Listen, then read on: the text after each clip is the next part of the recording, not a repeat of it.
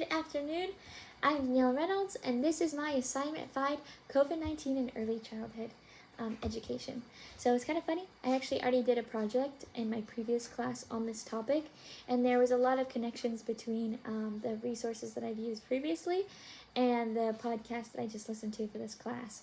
A lot of the connections that I already was aware of was how children who were in the middle of the early childhood stages during the pandemic kind of have a deficiency, or there's a correlation, or another phrase to say is a common factor of low social and emotional skills that children who went through this due to their lack of interaction with each other and quarantine and separation with society are struggling to make connections with people or have quality skills to interact with their peers, with adults, and such. I also was aware of the topic of toxic stress and how the COVID-19 pandemic has kind of elevated this issue.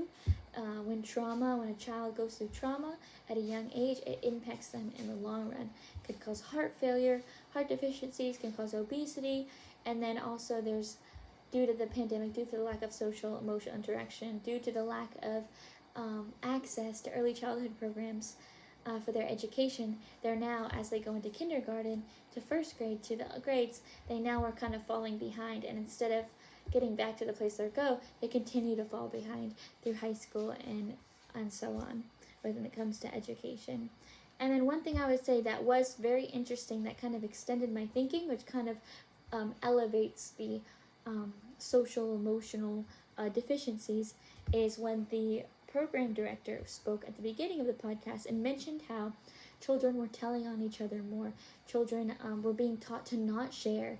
And in that stage of life, development, children have are really interested in right and wrong. And at that stage, during the pandemic, we're teaching kids to not share, that you're not a good human if you share. But then, as the pandemic ends, as we go back to a homeostasis society where that's no longer the case, now we're having to teach older children, adults, that you're not a good person if you don't share. You have to start sharing now, and that's very confusing and harder to learn as you move on to adulthood and accumulating or adapting into society and being a quality member of it.